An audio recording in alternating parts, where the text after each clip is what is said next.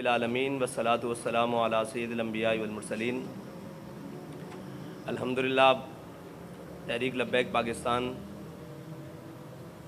آج اپنے سیاسی سفر کے دوسرے الیکشن میں پورے زور و شور سے جا رہی ہے۔ 2 کروڑ لوگوں کے پونے 2 کروڑ لوگوں کا راشن کرونا میں لوگوں تک پہنچایا، اگرچہ وہ بعض مقامات پر ڈبل گیا ٹرپل گیا، لیکن پونے 2 کروڑ، جس میں اداروں کی رپورٹ موجود ہے کہ تحریک لبیک پاکستان نے سب سے زیادہ کام کیا۔ پھر جب سیلاب کی باری آئی تو تحریک لبیک پاکستان نے تقریباً 7 لاکھ لوگوں کو ریسکیو کروایا، ان کو کھانے پینے کی چیزیں فراہم کی اور ان کو عارضی چھت اور پھر اس کے بعد باقاعدہ ان کے لیے جو بھی انتظامات ہو سکے رہنے کے لیے وہ کیے۔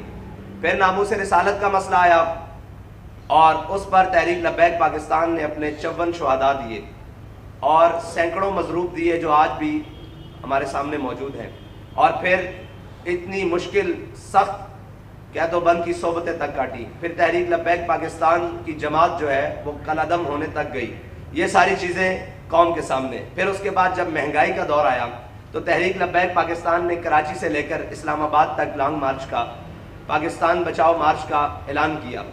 اس پاکستان بچاؤ مارچ کی مد میں پاکستانی قوم کو پیٹرولیم کی مصنوعات سستی ملی، گھی سستا ملا، آٹا سستا ملا اور بہت ساری چیزوں پر ریلیف ملا جن کی فہرست موجود ہے اور جو آج تک ریلیف جاری ہے بتدریج۔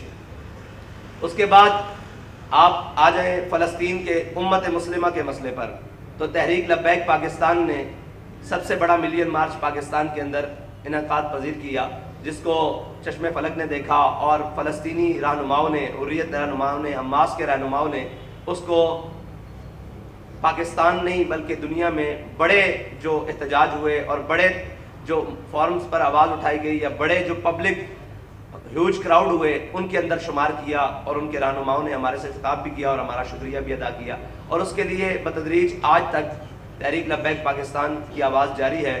وہ جلسے ہوں، کارنر میٹنگز ہوں، وہ ہماری سیاسی کمپین ہو، ہمارے پارٹی پرچم کے ساتھ، پاکستان پرچم کے ساتھ، کشمیر کا پرچم بھی جاری ہے اور فلسطین کا پرچم بھی ہے۔ تو یہ ساری وجوہات ہیں جن پر پاکستانی قوم کے سامنے تحریک لبیک پاکستان نے اپنا پچھلا 5 سالہ سفر اپنی قوم کے ساتھ گزارا ہے، اپنی قوم کے درد میں اور اپنی قوم کے مشکل وقت میں ساتھ گزارے ہیں۔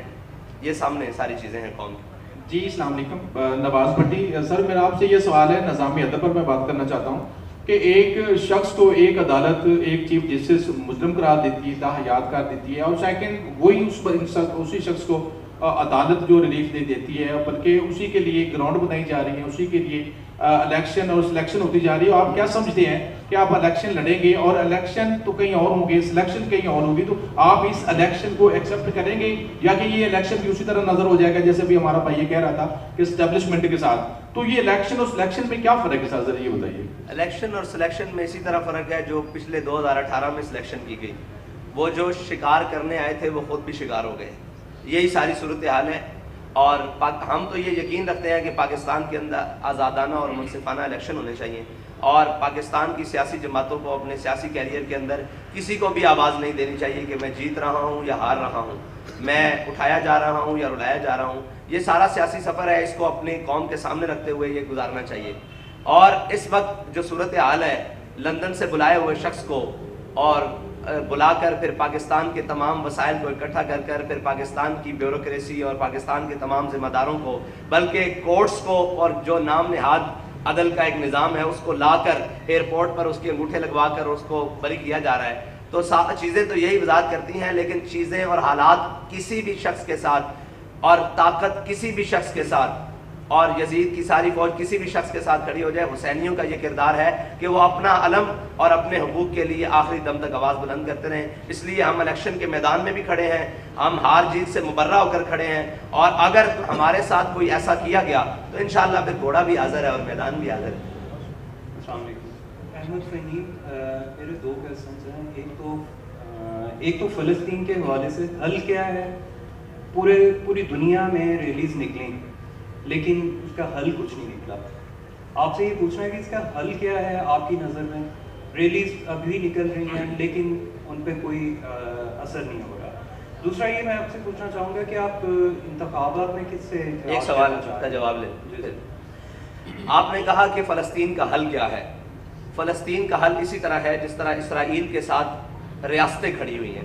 ریاست امریکہ کھڑی ہوئی ہے, ریاست برطانیہ کھڑی ہوئی ہے. دنیا کی تمام وہ ریاستیں جو طاقت رکھتی ہیں وہ اسرائیل کے ساتھ کھڑی ہیں, اسلحہ کے طور پر, مالی معاونت کے طور پر, سفارتی طور پر, تعلقات کی بنیاد پر. پھر ان کے رہنما جا کر اسرائیل میں دکھ کا اظہار, ان کے ساتھ ہمدردی کر رہے ہیں. فلسطین کا مسئلے کا حل بھی یہی ہے کہ ایک طرف باطل ہے اور ایک طرف حق ہے. ہم یہ جانتے ہوئے کہ فلسطین حق پر ہے, اور جو اپنے آپ کو حق کی ریاستیں کہتی ہیں وہ مسلمان ریاستیں ہیں, وہ ساری جو یہ طاقت رکھتی ہیں ان کو اسی طرح جس طرح اسرائیل کے ساتھ باقی تمام طاقت رکھنے والی ریاستیں کھڑی ہیں وہ فلسطین کے ساتھ کھڑی ہو جائیں تو فلسطین کا مسئلہ ٹیبل پر بیٹھ کر حل ہو جائے گا. اگر کم از کم قتل و غارت رک کر یہ مسئلہ ٹیبل کے اوپر آ جائے گا, یہ طے ہے. اگر ہم یہ کہیں کہ ہماری اخلاقی اور سفارتی یہ ہماری حمایت جاری رہے گی اور یہ حمایت جاری رہے گی, تو اس وقت اخلاق میں بھی فلسطینی سب سے بلند ہیں, سفارتکاری میں بھی وہ سب سے بلند ہیں, جو اپنا خون بھی دے رہے ہیں, اپنے بچے بھی دے رہے ہیں, اپنی ساری چیزیں دے رہے ہیں, اور اس ارض مقدس کی تحفظ کے لیے اپنے خاندان تک کٹوا رہے ہیں. تو وہ اخلاقی طور پر, سفارتی طور پر اس وقت امت مسلمہ کے تمام ممالک سے وہ آگے ہیں. پاکستانی اور تمام امت مسلمہ کے جتنے بھی ممالک ہیں جو طاقت رکھتے ہیں ان کو اسی طرح کھڑے ہو جانا چاہیے اس فلسطین کے ساتھ جس طرح امریکہ اور باقی طاغوتی طاقتیں اسرائیل کے ساتھ کھڑی. یہ حل ہے. آخری سوال, انتخابی اتحاد کرنے جا رہے ہیں آپ کسی کے ساتھ؟ انتخابی اتحاد ہم ہر اس جماعت کے ساتھ یا ہر اس دھڑے کے ساتھ کرنے کے لیے جا رہے ہیں جو ہمارے ان منشور اور ہمارے نظریات کی بنیاد پر ہماری حمایت کرنے اور ہمارے ساتھ چلنے کے لیے تیار ہیں. یہ الیکشن ہے, نہیں ایسے نہیں کریں. آگے صاحب یہ بتائیے گا کہ الیکشن ہے کہ الیکشن ہے.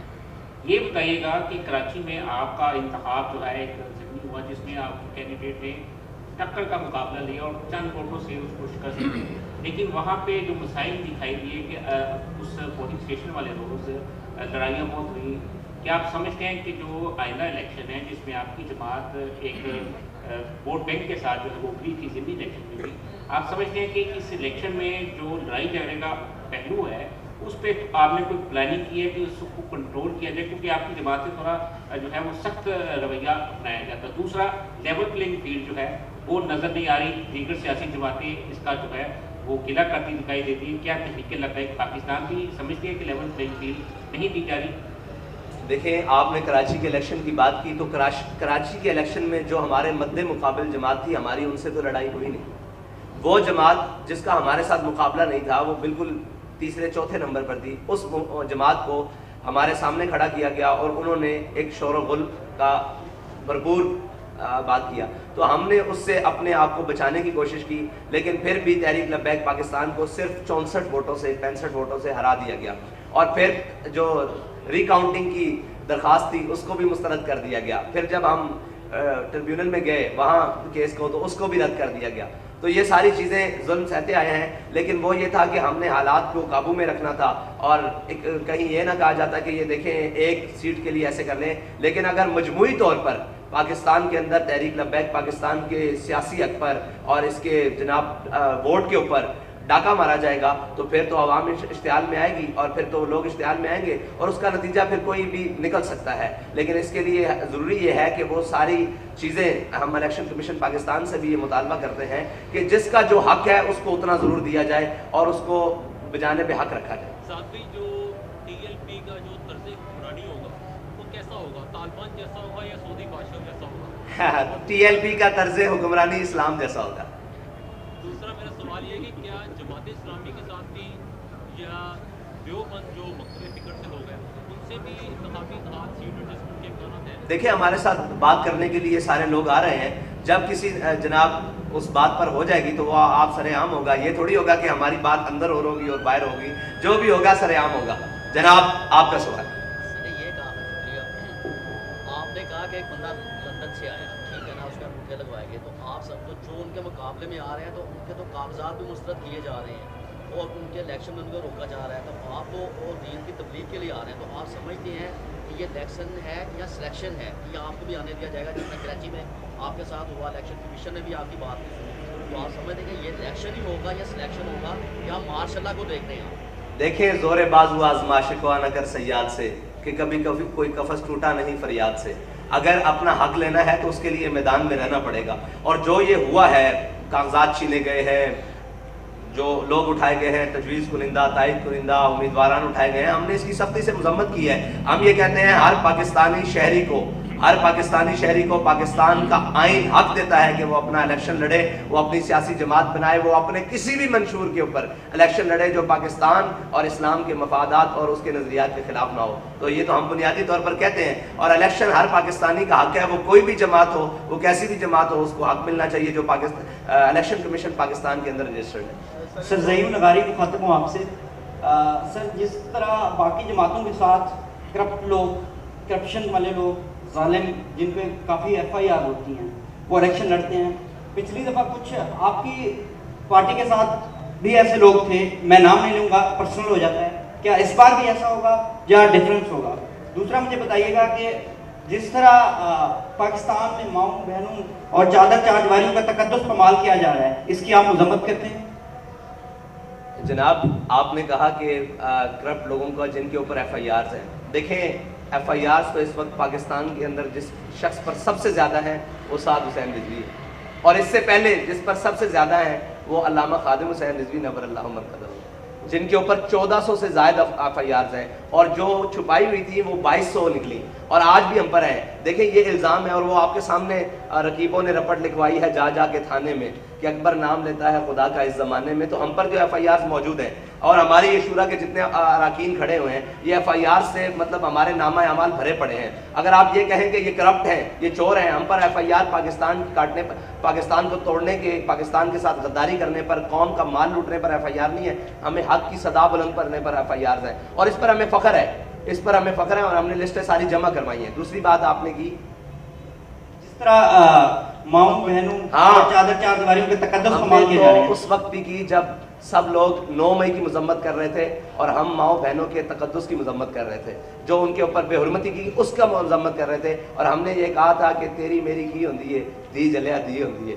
وہ عمر ڈار صاحب کی والدہ ہوں، وہ صنم جاوید صاحبہ ہوں، کوئی بھی ہوں، ماؤں بہنوں کی سیاست کے ہم قائل نہیں ہیں. ہم نے تو ہمارے خلاف اتنا زیادہ سابقہ جناب وزیر اعظم صاحب کی بیٹی نے اتنی باتیں کی ہیں، آج تک ہم نے ان کا نام بھی اپنے لبوں پر نہیں لے کر آئے. اس لیے کہ ہم یہ سمجھتے ہیں یہ چیزیں، اور یہ سیاست مردوں کا میدان ہے اور وہ ہمیشہ میدان میں ہونی چاہیے، گھروں تک سیاست نہیں جانی چاہیے. یہ اس کا ہم بھگت کر آئے ہیں. اور افسوس کی بات یہ ہے کہ جتنی بھی پارٹیاں ہیں ان کو پہلے اقتدار ملا ہے اور بعد میں وہ مشکلات میں آئی ہیں. تحریک لبیک پاکستان میں پہلی پارٹی ہے جو پہلے مشکلات میں ہے. اقتدار اللہ تعالیٰ دے گا تو وہ اس کا مقدر ہوگا. بہت شکریہ. ایک سوال ہے سر، ایک سوال ہے. آپ کے مقابلے میں ایمان طاہر صاحبہ ہیں، تو آپ سیاست مدد مقابل ہیں، آپ نے ابھی طاہر خاتون کے مقابلے میں جی تو کیا کہنا چاہیں؟ میں یہ کہتا ہوں کہ میں ان کی گرفتاری کی سخت مذمت کرتا ہوں. ان کو یہ مکمل حق ہونا چاہیے کہ وہ الیکشن لڑیں. ہار جیت تو مقدر ہے. سر یہ الیکٹیول، سر آپ نے نیا منشور